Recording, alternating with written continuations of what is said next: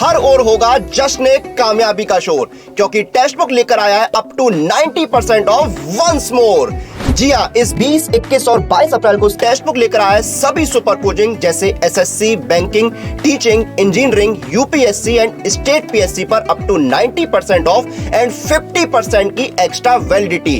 तो जनाब, देर किस बात की, नीचे दिए गए लिंक पर क्लिक करके इस ऑफर का लाभ उठाइए और हम जल्द आएंगे आपको देने सिलेक्शन की मुबारकबाद। Hello everyone, welcome to Textbook Super Coaching for bank exams and today we are going to talk about some provisions of the insurance policies. इस short lecture series में आप सबका वापस एक बार स्वागत है और आज हम डिस्कस करेंगे बहुत ही छोटा सा बट बहुत important सेशन आने वाली इंश्योरेंस एग्जाम्स के लिए. So we'll talk about some provisions for the insurance policies. So before going to start the session guys, ये हमारा Instagram चैनल है जहाँ पे आप हमें फॉलो कर सकते हो और यहाँ पे आपको इसी रिस्पेक्टिव लेक्चर के नोट्स और प्लस बाकी सेशंस के भी पीडीएफ्स और as well as links available हो जाएगी. चलो शुरू करते हैं. दोस्तों एक और चीज, सिलेक्शन मुबारक सेल चल रहा है टेक्स्ट बुक का 20 से 22 अप्रैल तक. इस सेल के अंदर बैंक एग्जाम का सब्सक्रिप्शन आप केवल 608 के अंदर पा सकते हैं. तो आपको करना क्या है, आप जब सुपर कोचिंग के प्लेटफॉर्म पे जाओगे तो वहां पे कोड यूज कीजिएगा. The code is this PUSHPAK, ये कोड है. ये कोड अगर आप यूज करते हो तो आपको यहाँ पे डिस्काउंट अवेलेबल हो जाएगा. इसके अलावा अगर आप ईपीएफओ एसएसए की एग्जाम्स के लिए भी प्रिपेयर करना चाहते हैं तो आपको 1104 के अंदर ये बैच अवेलेबल हो जाएगी. सेम कोड आपको वहां पे यूज करना है, PUSHPAK. स्टार्ट करते हैं हम इंश्योरेंस के प्रोविजंस के साथ कि ये प्रोविजंस एग्जैक्टली क्या होती है. तो कोई भी इंश्योरेंस पॉलिसी बनाते वक्त कुछ बेसिक प्रोविजंस है जिनको कैरी आउट करना बहुत जरूरी होता है. तो उसी टॉपिक पे बात करते हैं. तो कॉमन इंश्योरेंस पॉलिसी प्रोविजंस बहुत इजी चीज है, बहुत ही इजी है, काफी बेसिक कॉन्सेप्ट्स है, पर कई बार हम कंफ्यूज हो जाते हैं, कई बार थोड़ी दिक्कतें होती, इसीलिए थोड़ा इसके ऊपर बात कर लेते हैं. Now who is the covered by the policy? Insured. Insured means जिसके लिए पॉलिसी बनाई गई है, जिसने इंश्योरेंस लिया है उसे हम इंश्योर्ड कहते हैं, या जिस चीज के लिए हमने इंश्योरेंस निकाला हुआ है. देखिए, the party to an insurance arrangement whom the insurer agree to indemnify for the losses, provide benefit for or render services to. So इसे हम इंश्योर्ड कहेंगे या पॉलिसी होल्डर कहेंगे, पॉलिसी ओनर कहेंगे या फिर एश्योर्ड कहेंगे. ऐसे अलग अलग नाम यहां पे यूज किए जाते हैं. Now named insured. अब name insured का मतलब क्या? Any person, firm or corporation or any member thereof specifically designated by the name as the insured in a policy. So कोई इंसान हो सकता है, कोई कंपनी हो सकती है, कोई कॉर्पोरेशन हो सकता है जिसके बारे में मेंशन किया गया है. सो ये भी एक पॉइंट यहां पे याद रखिएगा. A common application of this latter principle is the in automobile policies under the definition of insured the protection is extended to a cover other drivers using the car with the permission of the named insured. So अगर जैसे car insurance है, कोई और भी चला रहा होगा और फिर भी एक्सीडेंट हो गया तो भी इंश्योरेंस मिलेगा, बिकॉज ओनर की परमिशन से you are driving the car and you are using the car, तो उसे भी नेम्ड इंश्योर्ड कैटेगरी में इंक्लूड कर सकते हैं. ये पॉइंट यहां पे मेंशन किया गया है. नाउ फर्स्ट नेम इंश्योर्ड, अब ये क्या कंसेप्ट है? First name insured appearing on a commercial policy. ये नॉर्मली कमर्शियल पॉलिसी में देखने को मिलेगा. The latest forms permit the insurer to satisfy the contractual duties by giving notice to the first name insured rather than requiring notice to all named insured. All name is, suppose कई company ने insurance निकाला सारे employees के लिए, तो first name company के owner का नाम रहेगा या कंपनी के हेड का नाम रहेगा, तो उसे फर्स्ट नेम इंश्योर्ड कहेंगे.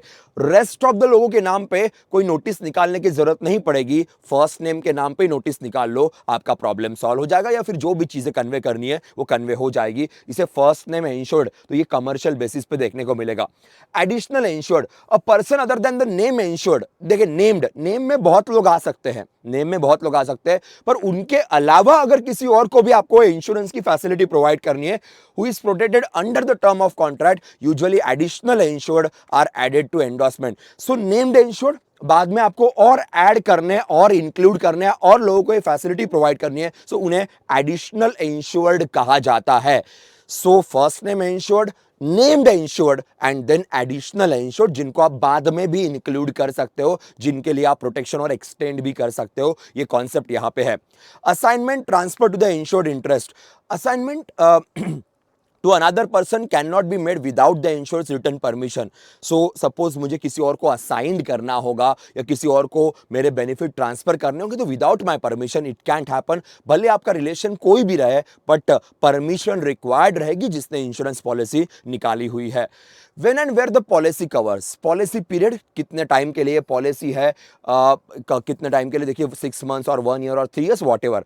Then rescission, the termination of the insurance contract. अब ध्यान दीजिएगा, रेसिजन इसे कहा जाता है। तो अगर टर्मिनेशन, मिस इंटरप्रिटेशन कर दिया, गलत इंफॉर्मेशन दे दी और पॉलिसी को अगर टर्मिनेट करना होगा, कैंसिल करना होगा, तो you can see the word policy territory. किस एरिया में ये पॉलिसी है, not covered the policy. So geographical territory कि ये भी एक चीज बहुत बार कवर्ड होती है। सपोज फॉर एग्जांपल मैंने मेरे गाड़ी का इंश्योरेंस निकाला बट मैं किसी और टेरिटोरी में शिफ्ट हो गया, किसी और कंट्री में शिफ्ट हो गया, ऑब्वियसली वहां पे वर्क नहीं करेगा।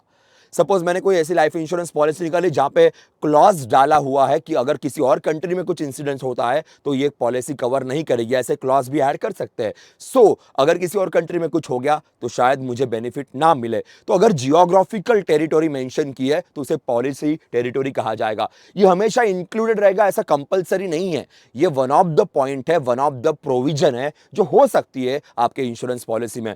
सो फिलहाल ये पॉइंट याद रखें। इंडिया में वैसे नॉर्मली आपको ये कॉन्सेप्ट देखने को नहीं मिलेगा, ना कार इंश्योरेंस में ना किसी में, बिकॉज इंडिया में सिंगल सिटीजनशिप वाला कॉन्सेप्ट है। अगर यूएस में जाते हैं तो आपको ये कॉन्सेप्ट बहुत रेगुलरली देखने को मिलेगा, because every state is different, every states constitution is different, every state citizenship criteria is different. तो वहां पे ये कॉन्सेप्ट काफी कॉमन है। इंडिया में नहीं है वैसे, पर आ सकता है, इंक्लूड कर सकते हैं कंट्री के एंगल में। ये भी पॉइंट याद रखना। तो जियोग्राफिकल टेरिटोरी। नेक्स्ट पॉइंट करते हैं, how much coverage is provided. इसके लिए क्या प्रोविजंस है। Limit of liability, the maximum amount for which insurer is liable to set forth in the contract. So limit of liability, कितना liability है, कितना पैसा दे सकते हैं। Sub limit, any limit of insurance which exist within another limit के। So एक बड़ी लिमिट है, उसके अंदर भी सब लिमिट अगर है। सपोज फॉर एग्जाम्पल ओवरऑल आपका सपोज 1 करोड़ का इंश्योरेंस है, पर उसमें सब लिमिट डाल दी कि अगर ये रीजन से है तो इतना ही पैसा मिलेगा, पूरा 1 CR नहीं मिलेगा। अगर कुछ और हुआ तो केवल 20 लाख ही मिलेंगे, पूरा 1 CR नहीं मिलेगा। तो होता है ना, कभी कभी कार इंश्योरेंस में भी ये कंसेप्ट देखने को मिलता है कि ओवरऑल पॉलिसी पर उसके अंदर भी कुछ सब लिमिट्स होती है, डिफरेंट रीजंस की वजह से, डिफरेंट क्राइटेरिया की वजह से, तो उसे सब लिमिट कहा जाएगा। Then deductible, the portion of insured losses to be borne by the insured before any recovery may be made from the insurer. Suppose car insurance हो गया, कार का एक्सीडेंट हो गया, सपोज कुछ और चीज हो गई, तो इंश्योरेंस का पैसा मिलने से पहले यू आर गोइंग टू पे समथिंग, आप कुछ पे कर देते हो, तो वो कंसेप्ट आपके डिडक्टिबल्स के अंदर आ जाएगा। Earn premier and unearn premium, ये बहुत बेहतरीन सा कंसेप्ट है, इसके ऊपर कई बार क्वेश्चंस देखने को मिलते हैं। अर्न प्रीमियम का मतलब क्या, देखिए, is the portion of an insurance premium covering the unexpired term of the policy. Any premium paid in advance for the current period is considered as unearned premium. So आपने अगर advance में कुछ पे कर दिया है, एडवांस में अगर आपने कुछ पैसा दे दिया है तो उसे अनअर्न कहा जाएगा। अर्न किसे कहेंगे, देखिएगा यहां पे लिखा, earned premium is the premium paid for the expired और the used portion of the policy. Suppose आपका कुछ प्रीमियम रह गया होगा, so you are paying afterwards, so उसे अर्न प्रीमियम कहेंगे। अगर आप एडवांस में पे कर रहे हो पॉलिसी स्टार्ट होने से पहले या पॉलिसी का एक्सपायरेशन होने से पहले, तो उसे अनअर्न कहा जाएगा। तो ये दो कॉन्सेप्ट याद रखना, ये बहुत जरूरी है, यहां पे क्वेश्चंस बहुत बार आते हैं। सपोज किसी की पॉलिसी एक्सपायर हो गई और कुछ आपके 2-3 प्रीमियम रह गए होंगे, तो आप उसे पे करते हो, वो आपके अर्न प्रीमियम के अंदर चला जाएगा, या फिर वो डिडक्ट करके आपको पैसा मिलेगा, तो वो भी कॉन्सेप्ट यहां पे है। How policy can be renewed और एंडेड, बड़ा सिंपल है, रिन्यूअल जब भी आपकी खत्म हो जाती है तो you can renewal by the permission. Non renewal आपको नहीं करना है। लैप्स, मिस इंटरप्रिटेशन होगा, non payment of the premium होगा तो लैप्स हो जाएगी, बिकॉज आपने पैसा ही नहीं पे किया। Insurer's right to cancel, insure का राइट टू कैंसल होता है, कैंसलेशन ऑटोमेटिक भी हो सकता है अगर मिस रिप्रेजेंटेशन किया गया तो। एंड देन फ्लैट कैंसलेशन, अब देखिए, policy which is cancel upon its effective date usually under a flat cancellation, no premium charges made. Effective date, flat means बस हो गया, खत्म हो गया, कैंसलेशन। फ्लैट कैंसलेशन, नो किसी से पैसा लेना है ना किसी को पैसा देना है, flat cancellation. pro rata cancellation, the termination of insurance contract or bond with the premium charge being adjusted in proportion to the exact time the protection has been in force. तो यहां पे प्रीमियम को adjust किया जाएगा. Pro rata का मतलब है कि they will ask about some premium amount, they can adjust some premium amount. Flat cancellation में nothing, cancel cancel, that's it, no give and take, nothing at all. यहां पे कुछ गिव एंड टेक हो सकता है, यहां पे प्रीमियम मांग सकते because they need to adjust that जितनी आपकी पॉलिसी थी. Short rate cancellation, a cancellation procedure in which premium return to the insured is not in direct proportion to the number of the days remaining. Suppose आपने extra पैसा दे दिया है तो you are going to get the money but not exactly the complete money, but थोड़ा calculation करके आपको पैसा मिल जाएगा. शॉर्ट रेट कहते हैं इसे, तो कि कुछ पैसा you are going to get. यहां पे शायद आपको देना पड़ेगा, यहां पे शायद आपको पैसा मिल जाएगा. यहां पे nothing, no transactions will be at all. Flat cancellation, ये कॉन्सेप्ट यहां पे रहेगा. Policy provisions covering the rights and duties of insured. अब ध्यान दीजिए, rights and duties of insured, जो इंश्योर्ड है, प्रॉम्प्ट नोटिस ऑफ लॉसेस और डैमेज, जो भी लॉस है, जो भी डैमेज है, उसका प्रॉम्प्ट नोटिस देना है. Taking reasonable steps to protect the property from further damage. कोई भी प्रॉपर्टी है, कोई भी ह्यूमन बीइंग है, you need to take the steps. ऐसा नहीं है कि पॉलिसी निकाल दी और कुछ भी करते बैठे, नहीं, you need to take that. ये तो प्रिंसिपल्स में भी आता है. सबमिटिंग द क्लेम्स को टाइम पे सबमिट करना. Notifying the police if the claim is for a theft, अगर जनरल इंश्योरेंस से चोरी हो गई है, कार की या किसी और चीज की, तो वो इन्फॉर्म करना. या सपोज लाइफ इंश्योरेंस के अंदर भी कोई ऐसा हादसा हो गया तो पुलिस को इन्फॉर्म करना जरूरी है. And cooperating with the insurer after a loss. So ये राइट्स भी है और साथ में ये ड्यूटीज थोड़ी ज्यादा है, रेस्पॉन्सिबिलिटी है इंश्योर्ड की. सो ये प्रोविजंस के अंदर आता है. So these are the basic provisions. बड़ा सिंपल सा कॉन्सेप्ट है, बहुत इजी होता है, बट कई बार स्टूडेंट्स इसके बारे में जानकार नहीं होते तो एग्जाम में गलतियां हो सकती है. So that's all from my side for the day. Guys भूलिएगा मत, हमारे बैंक एग्जाम का सिलेक्शन मुबारक सेल चल रहा है और जहां पे आपको बैंक एग्जाम का सब्सक्रिप्शन केवल 608 में मिलेगा फॉर 6 मंथ्स. यहां पे आपको ये कोड यूज करना है. Pushpak is the name of the code. इसके अलावा ईपीएफओ एसएसए के लिए भी चल रहा है, वहां पे भी आप सेम कोड यूज कर सकते हो. एंड बाकी भी एग्जाम्स के लिए अपियर करना होगा तो same code is available. So yes guys, that's all from today's session. Will see you in the next session. तब तक के लिए बाय बाय, टेक केयर.